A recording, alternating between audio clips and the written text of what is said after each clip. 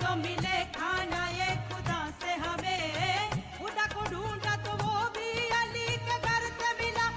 अली अली अली मौला अली अली, अली अली अली मौला अली अली, अली अली अली मौला अली अली, अली अली अली मौला अली अली।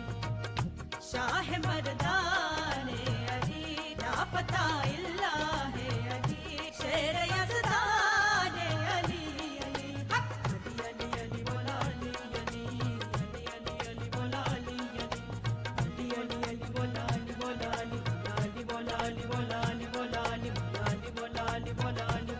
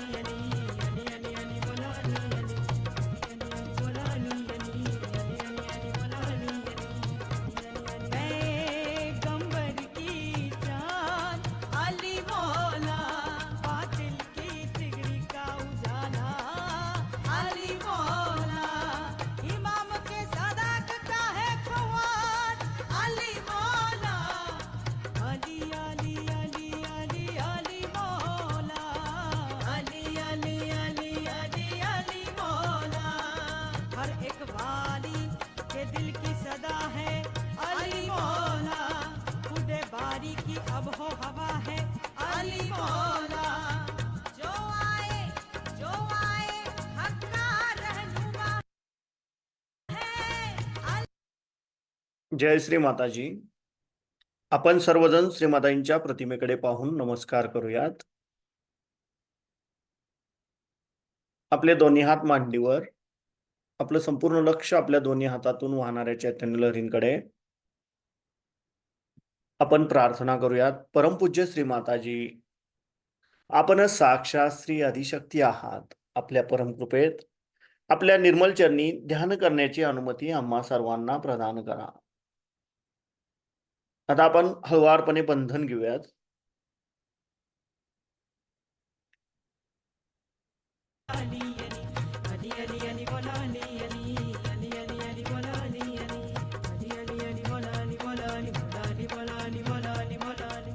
तन पर अली अली हो, जुबां पर अली अली, मर जाऊं तो कफन पे भी लिखना अली अली, अली अली। आता आपण आपला उजवा हात पृथ्वी तत्वावर ठेवूयात, आपला डावा हात मांडीवर। आपलं संपूर्ण लक्ष आपण आपल्या डाव्या हाताच्या तळव्यापासून सहस्त्रार आणि सहस्रारापासून उजव्या हाताच्या तळव्याद्वारे धरणीमातेकडे 7 वेळा नेऊयात। मान ढूंढने वालों, सुकून काब का सामान है तो सीखने वाली।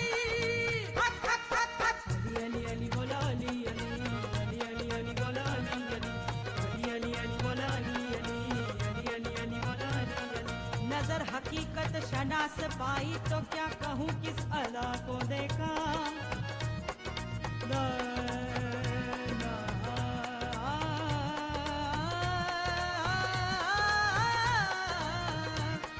नजर हकीकत शनास पाई तो क्या कहूँ किस अदा को देखा। हर एक जरे में जलवा फरमा मोहम्मद मुस्तफा को देखा। कसम खुदा की अली नबी से, नबी अली से जुदा नहीं है। कसम खुदा की अली नबी से, नबी अली से जुदा नहीं है। अली को देखा, नबी को देखा, नबी को देखा, खुदा को देखा, शिवा को देखा, हक हक हक हक। अली अली मौला अली, अली अली अली अली मौला अली, अली अली अली अली मौला अली, अली अली अली अली मौला अली, मौला अली मौला अली मौला अली मौला अली मौला अली मौला अली मौला अली मौला मौला अली मौला अली मौला अली मौला अली मौला अली मौला अली मौला अली मौला मौला अली मौला अली मौला अली मौला अली मौला अली मौला अली मौला अली मौला मौला अली मौला अली मौला अली मौला अली मौला अली मौला अली मौला अली मौला मौला अली मौला अली मौला अली मौला अली मौला अली मौला अली मौला अली मौला अली मौला अली मौला अली मौला अली मौला मौला अली मौला अली मौला।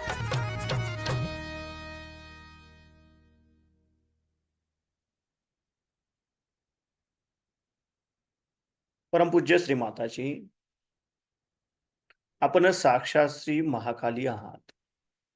आपल्या परमकृपेत आमच्या डाव्या बाजूतील इडा नाडीवरील तमोगुणांचे सर्व दोष, सर्व बाधा हे या उजव्या हाताद्वारे पृथ्वी तत्वामध्ये समर्पित करून घ्या व आमची इच्छाशक्ती शुद्ध व निर्मल बनवा, जागृत बनवा.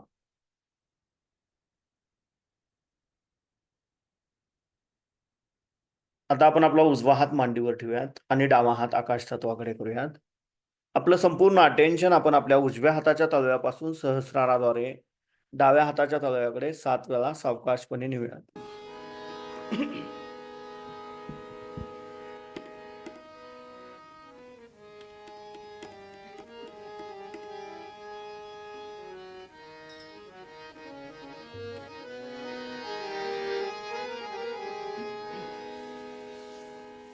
ताल रूपक में 7 मात्रे में ये रचना आपके सामने प्रस्तुत है.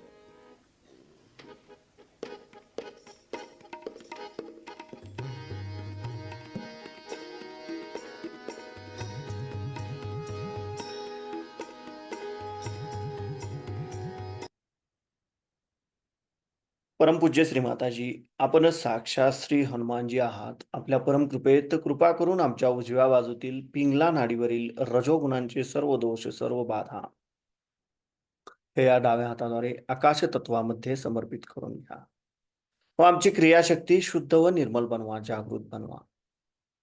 आता आपण आपले दोन्ही हात मांडीवर ठेवूयात. आपलं संपूर्ण लक्ष आपण आपल्या मध्य मूलाधार चक्रामध्ये क्लॉकवाईज 7 वेळा गोलाकार फिरवू.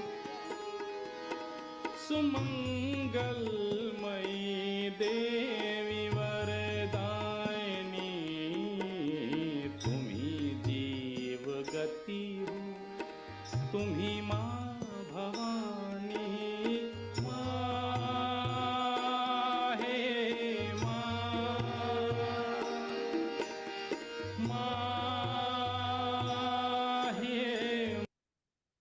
परमपूज्य श्री माताजी, आपण साक्षात श्री निर्मल गणेश आहात. आपण साक्षात श्री कार्तिकेय आहात. आपल्या परमकृपेत आमच्या मूलाधार चक्राच्या उत्थानाच्या आड येणाऱ्या सर्व बाधा, आमच्यामध्ये श्री गणेश तत्व जागृत होण्याच्या आड येणाऱ्या सर्व बाधा कृपा करून हे या पृथ्वी तत्वामध्ये समर्पित करून घ्या व आमचे मूलाधार चक्र संतुलनात आणा. आमच्यामध्ये श्री गणेश तत्व जागृत करा. मला श्री गणेशांसारखे अबोधित व पवित्र बनवा. इथे आपण श्री गणेश साक्षात मंत्र घेऊयात. ओम तमेव साक्षात श्री गणेश साक्षात श्री आदिशक्ती माताजी श्री निर्मला देवे नमो नमः.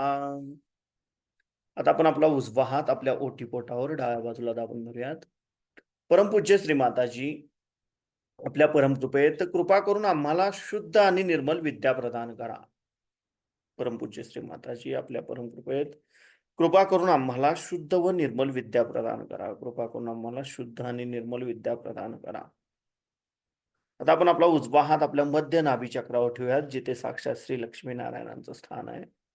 परमपूज्य श्री माताजी, आपण साक्षात श्री लक्ष्मी नारायण आहात. आपल्या परमकृपेत कृपा करून आमच्यातील लक्ष्मी तत्व जागृत करा. कृपा करून आम्हाला समाधानी बनवा. आता आपण आपला उजव्या हाताचा तळवा आपल्या नाभीच्या भोवताली म्हणजे आपल्या भवसागरावर क्लॉकवाईज 7 वेळा गोलाकार फिरवूयात.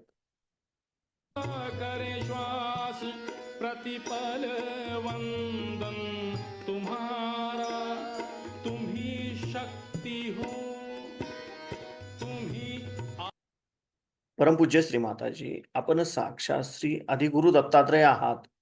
आपल्या परमकृपेत कृपा करून आमच्यातील गुरुतत्व जागृत करा. कृपा करून मलाच माझा गुरु बनवा. आमच्यातील गुरुतत्व जागृत करा. आता आपण आपला उजवा हात आपल्या हृदयावर ठेवूया, डाव्या बाजूला.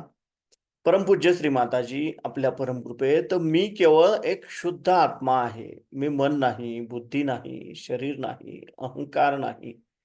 मी केवळ एक शुद्ध आत्मा आहे. मी केवळ एक शुद्ध आत्मा आहे. कृपा करून आपण आमच्या हृदयामध्ये विराजमान व्हा. तर आपण आपला उजवा हात आपल्या मानेवर डाव्या बाजूला दाबून धरूयात, जिथे साक्षात श्री विष्णू मायेचं स्थान आहे. परमपूज्य श्री माताजी, आपल्या परमकृपेत मी निर्दोष आहे.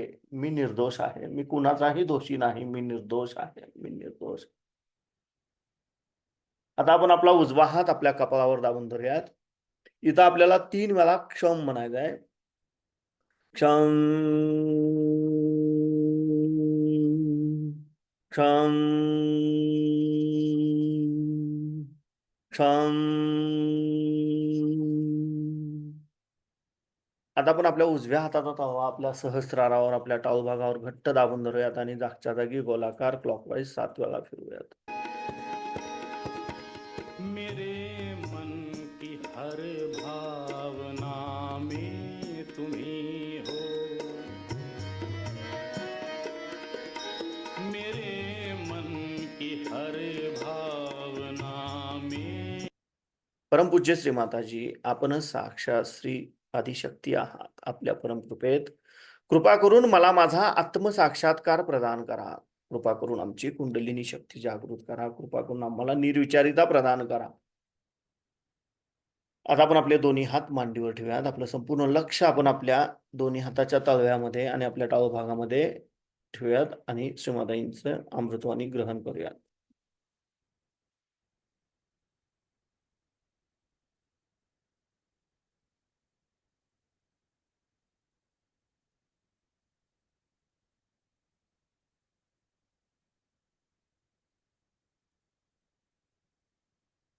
समजा उद्या तुम्हाला एक बी रोपायचं असलं तर तुम्ही किती पैसे या जमिनीला देणार की बा तू आमचं हे एवढे 500 रुपये घे आणि हे बी रोपून काढ. त्या पृथ्वीला काही समजतं का? काहीच समजत नाही. तसंच हे जिवंत कार्य, परमेश्वर हा जिवंत शक्तीचा स्रोत आहे. हे जिवंत कार्य, आता ह्या जिवंतपणाला लक्ष दिलं पाहिजे तुम्ही. की तुम्हाला म्हणतात की तुम्ही अमिबापासून माणसं झालात, तुम्ही किती पैसे मोजले त्यासाठी? जे काही जिवंत कार्य आहे त्याच्यासाठी पैसे मोजता येत नाही. त्याच्यासाठी फालतू मेहनत करायला नको. जिवंत कार्यासाठी फक्त कुंडलिनी जागृत झाली पाहिजे. ती कशी जागृत करून घ्यायची? परत हा प्रश्न येतो माताजी, ती कशी जागृत करू? तुम्ही बी कसं रोपून घेता? अहो ते अगदी सोपं काम आहे. हे काय विचारता तुम्ही? ह्या पृथ्वी तत्वामध्ये ही शक्ती आहे की त्याच्यात जर तुम्ही थोडंसं बी घालून आणि पाणी जरासं ओतलं की ते आपोआप रोपलं जातं. आपोआप. हे आपल्याला समजतं. तसंच मी जर म्हटलं की कुंडलिनी आपोआप वर येते. फक्त अशा कोणी व्यक्ती समोर यायला पाहिजे की ज्यांच्यामध्ये ही शक्ती आहे. जर ही शक्ती त्या माणसात असली तर कुंडलिनी जागृत होते. आता अहंकारी माणसाचं डोकं म्हणजे इंग्लंडमध्ये वगैरे फार अहंकारी लोक आहेत. तर ते मला म्हणाले पण तुम्हीच का करायचं माताजी? म्हटलं तुम्ही करा, मला फार आनंद होईल. तुम्ही ते बसा आणि सगळ्यांची कुंडलिनी जागृत करा. तुम्हाला येईल तुम्ही करा, आम्हाला काही हरकत नाही. एवढं तुम्हाला राग येण्याचं कारण काय झालं? आम्ही तुमचं भलं करायला आलो. ते तुमच्याकडनं पैसे घेतले नाही, काही नाही. तुम्हाला काही त्रास द्यायला आलो नाही. तुमचं जे आहे, तुझं आहे, तुझं पाशी ते तुम्हाला द्यायला आम्ही आलो. त्यात एवढा वाद कशाला पाहिजे?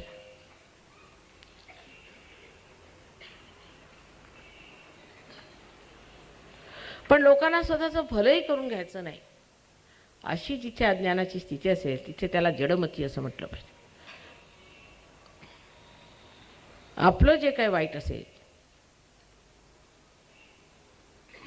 ते तरी नीट करून घ्यावं एवढी तर सुजाणता माणसाला असायला पाहिजे.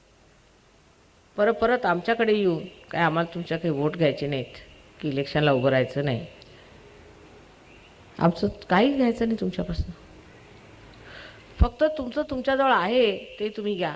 संतांनी तुमच्यापासून काय घेतलं आजपर्यंत? कोणत्या संतांनी तुमच्यापासून काय घेतलेलं आहे का? विचार करा. तुम्ही कोणत्याही संताला काय दिलं का? काही दिलं नाही. पण ते तुमचं भलं चिंतित असत, तुम्हाला भलं काय ते सांगत असत, चांगुलपणा काय ते सांगत होतं. त्यासाठी तुम्ही त्यांना मारझोड केली, त्रास दिला. त्या इंद्रायणी नदीमध्ये तुम्ही नेऊन त्यांच्या पोथ्या घातल्या. सर्व तऱ्हेचे प्रकार करून तुम्ही काय मिळवलं? त्यांनी तुमचं काय वाईट केलं होतं बरं? तर मनुष्याची बुद्धी ही सुद्धा थोडीशी शुद्ध असायला पाहिजे. आता जे हे म्हणतात की फॉरेनचे लोक आले आमच्याकडे, पुष्कळ शिकलेले लोक आहेत, त्याच्यामध्ये बॅरिस्टर्स होते, डॉक्टर्स होते, आर्किटेक्ट्स होते, ते सगळीकडे जाऊन आले. आपल्या इथून पुष्कळसे असे गुरु गेलेले ज्यांनी पैसे बनवले, मोटारी विकत घेतल्या, रोल्स रॉयस घेतल्या, अमकं घेतलं तमकं घेतलं. पण त्यांची बुद्धी कुशाग्र आहे आपल्या मनाने आणि शुद्ध बुद्धी झालेली. कारण जर म्हणतात ना की सोन्याला जर अग्नीत घातलं तर ते तापून स्वच्छ होतं, तसंच त्यांच्या बुद्धीला अगदी स्वच्छता आलेली आहे. त्यामुळे सगळं स्पष्ट दिसतं की परमेश्वर मिळवण्यासाठी पैसे देता येत नाहीत, बुद्धीने लढवून येणार नाही, कोणतं पुस्तक वाचून येणार नाही, पण काहीतरी आपल्यामध्ये घटित झालं पाहिजे. जे जिवंत कार्य आहे ते झालं पाहिजे, तरच आपल्याला आत्मबोध होणार आहे. आपली बुद्धी मात्र तेवढी कुशाग्र नाही. एकतर अतिशहाणे मी सांगितले आपल्याला शिष्ट माणसं, ते तर काय ऐकायलाच तयार नसतात. भाषण सुरू झालं की उठून जायला सुरुवात, इतका वेळ येऊन बसले राहतील. दुसरे भाषण ऐकण्यापुरते येतात. मग त्यातले अर्धे खूप टीका वगैरे करून आपलं मनाचं समाधान करून घेतात की आम्ही फार शहाणे आहोत, वा वा वा वा. त्यातले काही माताजींचं दर्शन झालं, पुष्कळ झालं. अहो दर्शनाला देवळं आहेत, मी काहीतरी विशेष द्यायला आले ते घेऊन जा की.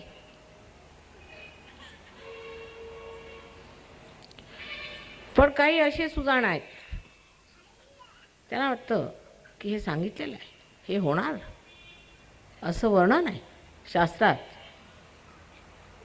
हजारो वर्षापूर्वी नाडी ग्रंथात लिहिलेलं आहे, नलदमयंतीच्या आख्यानात लिहिलेलं आहे. अनेकदा ह्या गोष्टी लिहिल्या आहेत की कुंडलिनीचं एकेकाळी असं होईल की सगळ्यांना जागरण होऊन सगळेजण आत्मदर्शन प्राप्त करतील. जर हे घटित होत असलं तर का घेऊ नये असा आपण आपल्याला विचार करावा. साधा त्याला काही विद्वत्ता लागत नाही, संस्कृतचं ज्ञान लागत नाही किंवा काही विशेष पद्धती लागत नाही. अगदी साधं आहे कुंडलिनीचं जागरण होणं. पण ते झाल्यानंतर मात्र जसं काही आपण एक रोप सांभाळतो, लहानसं अंकुरलेलं, नाजूकपणाने त्याला असं आपण जपून ठेवतो, तसंच आपल्याला आपल्या आत्मसाक्षात्काराची पूर्णपणे जाणीव झाली पाहिजे आणि आपण जपून वापरलं पाहिजे आणि त्याचे वृक्ष झाले पाहिजे. ही एक समज यायला पाहिजे. आणि ह्या समजेसाठी काय करावं बरं? तोंडापर्यंत आम्ही घास देणार आई म्हणून, पण पुढे तो चावला पाहिजे आणि पचवला पाहिजे, ते तुमचं काम आहे. त्याचा आनंद सुद्धा तुमच्या जिभेने घ्यायचा असतो, माझ्या जिभेने घेता येत नाही. आम्ही तर मजेतच बसलोय. माझी इतकी स्तुती केली, पण खरं सांगायचं म्हणजे स्तुती आपणा लोकांची झाली पाहिजे. का आम्ही जे आहोत ते आहोत, होतो अनादी काळापासून तशाच आहोत. आम्ही काहीही मिळवलं नाही, जे आहे ते आहे. पण तुम्ही मिळवलं आहे, तुमचं विशेष आहे. शुद्ध बुद्धी ठेवून ह्या गोष्टीला आपण स्वीकारलं. अंधारात सुद्धा चाचपडत असताना कुठेतरी प्रकाशाचे किरण दिसतात, ते ओळखले. त्या प्रकाशाला आपल्या हृदयात स्थान देऊन आपल्या चित्तामध्ये ते आणून तुम्ही जर सहयोग साधला तर हे तुमचं विशेष. हे सामान्य लोकांसाठी सहयोग आहे, कारण सामान्यामध्ये असामान्य आहेत. शिष्ट लोकांसाठी नाही, अति जे स्वतःला शहाणे समजतात त्यांच्यासाठी तर मुळीच नाही, किंवा जे अत्यंत स्वतःला श्रीमंत आणि फार मालदार लोक समजतात, जे परमेश्वर नाही म्हणून असं ठोकून सांगतात, त्यांच्यासाठी नाही. पण जे खरे नास्तिक आहेत त्यांना सुद्धा सहयोग म्हणू शकतो. खरे नास्तिक म्हणजे ज्यांनी हे बघितलं की धर्मवेडे लोक आहेत, देवळात जातात तिथे बघतात की भटजी लोक पैसे घेत आहेत, दुसरीकडे जातात बघतात की गुरु लोक फसवत आहेत, त्याच्यापासून जे परावृत्त होऊन परमेश्वरापासून दूर हटलेले आहेत, त्याच्यात काही हरकत नाही, कारण त्यांनी खोटेपणा बघितला म्हणून ते हटले, पण सत्यापासून दूर झालेले नाही. अशा लोकांनाही सहयोग फार लवकर साधता येतो. पण जे लोक दुष्ट स्वभावाचे आहेत, ज्यांनी दुसऱ्यांना अत्यंत त्रास दिला, आता उद्या तुम्ही म्हणाल की हिटलरला माताजी तुम्ही आत्मसाक्षात्कार द्या, तुम्ही कसा देणार बरं? त्यांनी हजारो लोकांना मारून टाकलं, काहीही कारण नसता. हा आत्मा जागृत झाल्याशिवाय काहीही विश्वाच्या गोष्टी करणं, शांतीच्या गोष्टी करणं, प्रेमाच्या गोष्टी करणं निव्वळ थोतांड आहे, त्याला काही अर्थ नाही. तुम्हाला आम्हाला शांतीने राहायला पाहिजे, कसं राहणार? शांतीचा जो स्रोत असा जो आत्मा आहे, जोपर्यंत तो तुमच्या चित्तात येणार नाही तोपर्यंत आम्ही शांतीने राहायला पाहिजे. कसं राहणार? त्याचा जर झरा तिथे नाही, आता असं झालं की इथे पाण्याचा एक थेंबही नाही आम्ही पोहलं पाहिजे, कुठे ह्या जमिनीवर पोहणार का तुम्ही?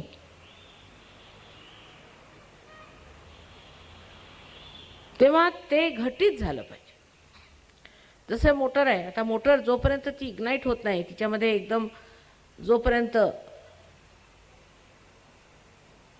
शक्तीचा प्रवाह सुरू होत नाही तोपर्यंत तिला जर तुम्ही ढकलली तर ती काय मोटर चाललेली आहे, किंवा तिची चाकं फिरवली तर ती काय मोटर चालत आहे का? ते आपल्यामध्ये घटित झालं पाहिजे. दिसायला विषय फार मोठा दिसतो, माताजी काय सांगता तुम्ही, आम्ही सर्वसाधारण बोळी लोक. अहो तुम्हीच पहिल्यांदा पार होणार. त्या मालगुणला ह्याच्यापेक्षा 10 पट जास्त लोक होते, तुम्हाला आश्चर्य वाटेल. जितकं जितकं शहराजवळ जावं तितकी माणसं कमी होत जातात. म्हणून यांना वाटलं असेल की रत्नागिरीला किती माणसं येतील म्हणून ह्यानी काय अंतरलं नाही. पण आज जर समजा मालगुणला असतं तर सगळ्या जमिनीवर बसले असते. काय मी सुद्धा बसते जमिनीवर, ते काय ठेवलेलं आहे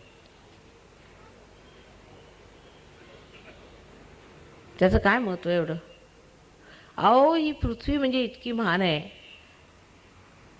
की तिच्यावर श्रीरामसुद्धा, सीतासुद्धा आणि लक्ष्मण पायातल्या वाहना काढून निघाल्यात. मी सुद्धा पुष्कळदा अनवाणी चालत असते.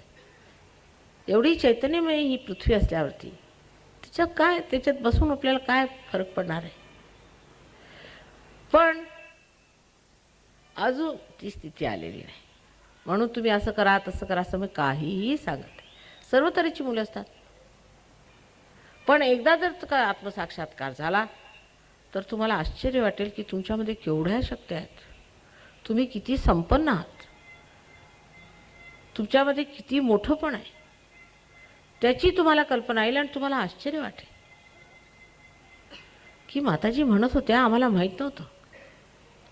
पण हे जे कुंडलींचं जागरण आहे ते सहजच होतं. म्हणजे सह म्हणजे तुमच्याबरोबर, आणि ज म्हणजे जन्मलेला. हा योगाचा तुमचा जन्मसिद्ध अधिकार आहे. जसं टिळकांनी इथे सांगितलं, आपले एवढे मोठे टिळक झाले, त्यांनी जसं स्वराज्य हा तुमचा जन्मसिद्ध अधिकार असं सांगितलं आहे, तसंच मी सांगते की स्वचं राज्य हा सुद्धा तुमचा जन्मसिद्ध हक्क आहे. स्वातंत्र्य म्हणून मिळालं काय दिसतं का भलं झालेलं? टिळकांनी किंवा गांधीजींनी जे स्वप्न पाहिलं होतं ते साकार झालं का? तसं दिसतंय का? जिथे पहा तिथे लोक सांगतात माताजी पैसे खाल्ल्याशिवाय काम करत आहेत लोक. आता पैसे जेवणाच्या ऐवजी आता जेवण जास्त झाल्यामुळे आता पैसे खात आहेत. ऐकावं तेवढं थोडं. या देशात आलं म्हणजे असं वाटतं की आम्ही गांधीजींच्या बरोबर होतो. हे काय गांधीजींची स्वप्न होते की आम्हाला स्वराज्य मिळालं म्हणजे आम्ही केवढे अगदी सुज्ञ चांगले लोक होणार, सगळ्यांचं किती भलं होणार आहे. काही दिसत नाही तसं. उलट हाहाकार आहे. कारण काय झालं? कारण असं आहे की आजपर्यंत जे काय मिळवलं तो द्वेष करू. इंग्लिशांना काढलं ते बरंच झालं, एकदाचे गेले निघून, कबूल. त्यांना काढलं, ते नको होते इथे, कारण ते आपल्यावरती जबरदस्ती जुलूम करत होते. पण ते गेले तर त्यांची भूतं आता आपल्या लोकांवर बसलेली दिसतात. त्यांना जे काय भांडकुदळपणा करून काढलं ते बरोबर होतं. त्यावेळेला आपण म्हटलं की आम्ही सत्याग्रह करणार, ते बरोबर होतं. पण आज तोच गुण आपल्यामध्ये गुण आपण आपापसात एक दुसऱ्याचे गळे कापत बसलोय. हा दुसऱ्याला आवडतो, तो त्याला. माझे तर कान पिकून जातात. एक आला की सांगतो माताजी हा असा, तर तो आला. अहो म्हटलं आधी आत्मसाक्षात्कार घ्या, मला हे सांगत बसू नका, मी काय राजकारणी नाही. अशा म्हणजे अगदी निम्न स्तरातल्या गोष्टीत जर आपल्याला राहायचं असलं तर हाही विचार केला पाहिजे की टिळकांनी किंवा लाला लजपतरायांनी, गांधीजींनी, आगरकरांनी कोणत्या विचारांनी एवढं सामाजिक कार्य केलं होतं, राजकीय कार्य केलं होतं. त्यांच्या डोक्यात कोणता विचार होता आणि आज आपण का करतो आणि का असं करून राहिलो आहे? त्याला कारण काय? कारण असं आहे, आपल्याला दिशा नाही, दिशाभूल पडलेली आहे. आज जर गांधीजी असते, शास्त्रीजी असते, तर आपल्या देशाने दुसरा मार्ग घेतला असता हे मला माहिती आहे. ज्या होडीतून आपण तुफानामध्ये, ज्या होडीतून आपण एक नदीला पार करून येतो, ती होडी आपण डोक्यावर घेऊन नाही चालत, ती तिथे सोडून देतो. तुम्ही किनाऱ्यावर लागल्यावर सुद्धा त्या होड्या आता घेऊन चाललेल्या आहात. त्यावेळेला जे तुम्ही भांडलात ते भांडण अजून तुमचं आपापसात चालू आहे आणि ती इतक्या पराकोटीला गेलेलं आहे की ह्यानंतर किती लोक ह्या हिंदुस्थानात टिकणार आहे हे समजत नाही मला. तेव्हा ही वेळ फार आणीबाणीची आहे. ह्या वेळेला तुम्ही जर असा विचार केला की आता आम्हाला स्वातंत्र्य मिळालं म्हणजे आम्ही आता बेछूट झालो, कसे वागलं तरी चालेल. इतकी दारू आपल्या देशात कधी लोक पित नसत इतकी आजकाल पितात. आम्ही तर जन्मात कधी दारू कशी असते ती पाहिली नाही. इतक्या बाळबोध घराण्यातले आम्ही लोक होतो, आम्हाला माहीत असतं दारू काय असतं ते. नोकर चाकर सुद्धा आमच्या घरी कधी दारू पित नसत. पण आजकाल जिथे पहा तिथे दारू. त्याला कारण काय? कारण एकच आहे की आपण बेछूट झालो. आपण बेछूट झालो आणि तो बेछूटपणा आपल्यामधला जाण्यासाठी फक्त एक करायला पाहिजे की आपल्या आत्म्याची कास धरायला पाहिजे, आत्म्याला चिकटलं पाहिजे. आणि त्याची सर्व व्यवस्था परमेश्वराने अत्यंत उत्तम आपल्यामध्ये करून ठेवलेली आहे. तुम्ही काहीही धंदे केले असतील, काहीही केलं असेल, कसेही वागले असा, पण ती कुंडलिनी मात्र अगदी सूक्ष्मामध्ये अगदी बसलेली आहे, त्रिकोणाकार असते, म्हणजे ती जशीच्या तशी व्यवस्थित बसलेली आहे. तिला काही तुम्ही हात घालू शकला नाही, कारण ती बनवलंच असं आहे, कलशासारखी आहे. ती पाठीच्या कणामध्ये ज्याला आपण माकड हाड म्हणतो त्याच्यात तिला लपून ठेवलेली आहे. आता काय करायचं ते करा. तिला हात तुम्ही घालू शकले नाही. ती जशीच्या तशी व्यवस्थित आहे. जसं एक बी कसं असतं त्याच्यावरती एक कवचासारखं असतं आणि त्यातलं जे लहानसं अंकुर असतं ते अगदी बरोबर जिवंत असतं. तशीच ही कुंडलिनी तुमच्यामध्ये तुमची वाट बघते फक्त की जर का कुठे तुमची बेट पडली शक्तीशी तर ती लगेच स्फुरित होणार. जिला आपण म्हणतो उदो उदो आंबे. अहो किती वर्षापासून लोक हे म्हणतायत गाणी. इथे खेडेगावातनं उदो उदो आंबे. त्या कोल्हापुरात महालक्ष्मीच्या देवळामध्ये जाऊन आपण म्हणतो उदो उदो आंबे. त्याचा काय अर्थ लोकांना माहिती आहे का? कोणी सांगितलं तरी आहे का? महालक्ष्मी म्हणजे सुषुम्ना नाडी आहे, मध्य. आणि तिथून आंबेचं म्हणणं म्हणजे ती म्हणजे शुद्ध इच्छा आहे. आंबा ही महाकाली. तो तिला उदो उदो आंबे कसं म्हणायचं? तर ती कुंडलिनी आहे, आंबे ही कुंडलिनी आहे, ही शुद्ध इच्छा, ही जागृत झाली पाहिजे. म्हणून आपण महाकालीच्या देवळात न म्हणताना महालक्ष्मीच्या देवळात म्हणतो, कारण सुषुम्नेमधनं ती जागृत झाली पाहिजे. ही शुद्ध इच्छा तुमच्या त्रिकोणाकार अस्थिमध्ये आहे आणि त्या त्रिकोणाकार अस्थिमधनं जेव्हा ही जागृत होते तेव्हा काही काही लोकांच्यामध्ये तुम्ही स्पष्ट डोळ्यांनी बघू शकता. प्रत्येकाच्या नाही, ज्याच्यामध्ये काय अटकाव असला त्याच्या, ज्याच्यामध्ये अटकाव नाही ती सटकन वर जाते आणि इथून ब्रह्मरंध्र छेदून तुमच्या हाताला त्याच्यात असं गारगार वाटतं. जे आदिशंकराचार्यांनी सांगितलेलं आहे सलीलम सलीलम, सगळं वर्णन करून ठेवलेलं आहे. पण आंधळ्यासारखे आपण पारायण करत असतो, आतलं काय ते वाचत नाही. आतलं जे लिहिलेलं आहे ते हे आहे की जर तुम्हाला बोध नाही झाला, जर हे विद झालं नाही तर वेद वाचू नका, हे सुद्धा पहिल्याच ह्याच्यात सांगितलेलं आहे. विद होणे म्हणजे तुमच्या नसांवर ह्याची माहिती यायला पाहिजे की चराचरात ही जी परमेश्वराची प्रेमशक्ती आहे, जी चैतन्य शक्ती, जी ब्रह्मशक्ती आहे, ती तुम्हाला भासली पाहिजे, तिची जाणीव झाली पाहिजे. आईला आपण नेहमी काय मागतो? जोगवा. किती गावागावातनं जोगवा, मी जोगवा म्हणते. काय म्हणा जोगा? आम्हाला जोगवा दे. जोगवा म्हणजे काय द्यायचा? लोकांना वाटतं जोगवा म्हणजे हातामध्ये झोळी घेणे.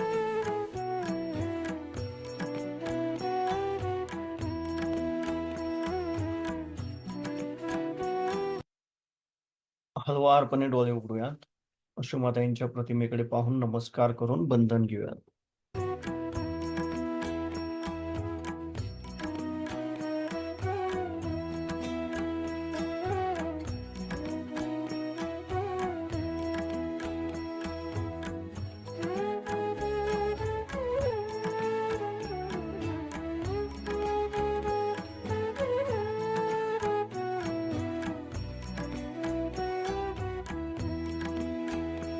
जय श्री माताजी.